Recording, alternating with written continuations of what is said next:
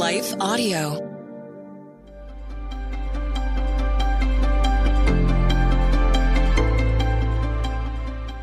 Welcome to the Crosswalk Devotional. We're glad to have you listening. Today's topic is about friendship. We'll return with the devotional after a brief message from one of our sponsors.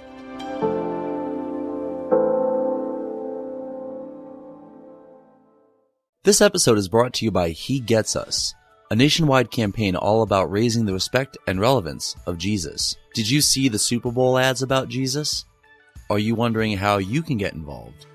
He Gets Us is a multi-year effort to raise the respect and relevance of Jesus in the United States. Thanks to this unprecedented campaign, millions of Americans are discovering the life-changing impact of Jesus, and we want you to be a part of the movement. Join more than 45,000 He Gets Us fans, getting the latest updates, inspiration, prayer ideas, and easy-to-share resources via text message by subscribing to our fans community. To do so, text FANS to 70193. By being a fan, you can get exclusive updates on new ads, events, and other exciting news related to the He Gets Us movement. We'll also keep you inspired by giving you access to reading plans, prayer guides, and other tools to help on your spiritual journey. Join this community of like-minded individuals who share your passion for spreading the love of Jesus. Simply text FANS to 70193 to join today. There is simply no other experience in the world like traveling to Israel. Seeing the Holy Land in person is a life-changing event you will never forget. Come see for yourself the holiest and most significant sites in biblical and world history. Judea and Samaria, Jerusalem, Nazareth, and Haifa are simply a few of the inspirational, breathtaking places you'll visit. Traveling to the Holy Land will be one of the most amazing trips of your life. Walking the same steps that Jesus did is an overwhelming and powerful experience you will never forget. It's time to go visit the birthplace of the Bible. To find out more about Israel, visit holyland.israel.travel. Israel, exactly like nowhere else.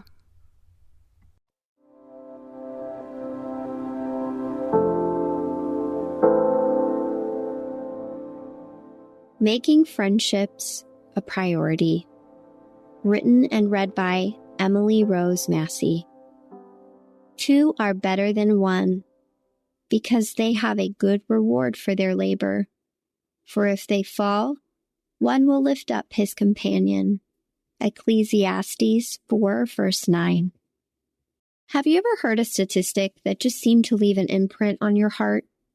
Recently, I heard someone say that 80% of babies in orphanages die because of a lack of compassionate physical touch. Being a mom of 3 little ones, this statement obviously hurts my tender mama's heart. It does not take very long to see our children's independence start to blossom. Understanding that my little ones won't always be this small, I try to take advantage of all the cuddles and snuggles that I can get. I know that this has only strengthened my bond with all of my boys. Even medical professionals urge moms of newborns to enjoy times of skin-to-skin, which also aids in mother-baby bonding. Science has proven the release of oxytocin, the love drug, occurs with physical touch and creates a lasting bond between humans. As I let images of lonely, unloved ones in those orphanages run through my mind, I began to wonder, do we ever outgrow the need for physical connection and affection? In the age of hyper-technology and social media, we can communicate with anyone and everyone from around the globe around the clock. It's obvious that people still enjoy connecting with one another, not just as networking partners, but as friends, right, Facebook? But are we truly connected?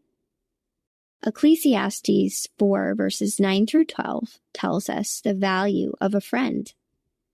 2 are better than 1 because they have a good reward for their labor. For if they fall, one will lift up his companion. But woe to him who is alone when he falls, for he has no one to help him up. Again, if 2 lie down together, they will keep warm. But how can one be warm alone? Though one may be overpowered by another, statue can withstand him, and a 3-4 cord is not quickly broken. Over the years, especially after becoming a mom, I have to admit that I've allowed myself to rely on social media and texting to keep my friendships going. Although convenient, I have wondered why I've always felt shortchanged. The reason is because my friendships on social media, merely texting my friends, will never allow them to pick me up when I fall or hold me when I'm cold. The warmth of a hug or a shoulder to cry on or hands to hold when fervently praying for one another simply cannot be found online. No, we can only find that kind of affection face to face, enjoying the physical presence of a beloved friend. Intersecting faith and life. I challenge you to join me in being intentional with physically spending time with our friends. Keep that coffee date on your calendar. Don't cancel it again. Go on a shopping trip with your girlfriends, even if it's just window shopping. Or cook dinner with your married friends and put your phones away and enjoy the conversation during your meal together.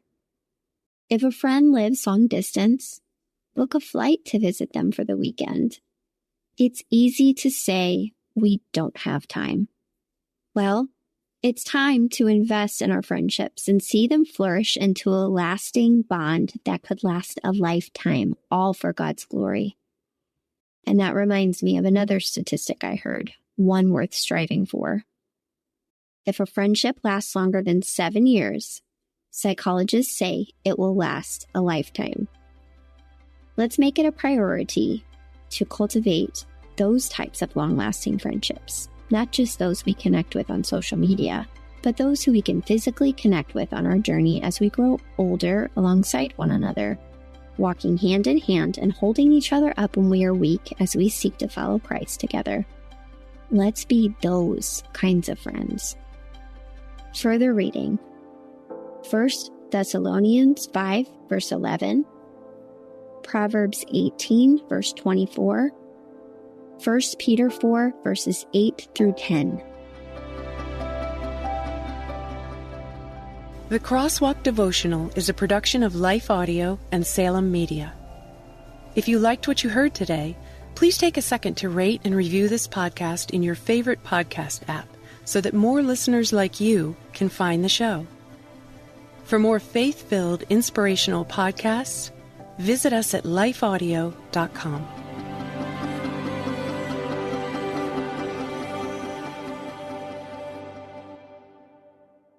This is the smell of the leftover tuna fish sandwich you left in your lunchbox over the weekend in a wimpy trash bag. Wimpy, wimpy, wimpy!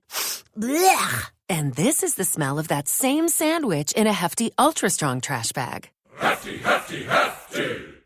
Ah, smell the difference? Hefty Ultra Strong has Arm & Hammer with continuous odor control, so no matter what's inside your trash, you can stay one step ahead of stinky. And for bigger jobs, try the superior strength of Hefty Large Black Bags.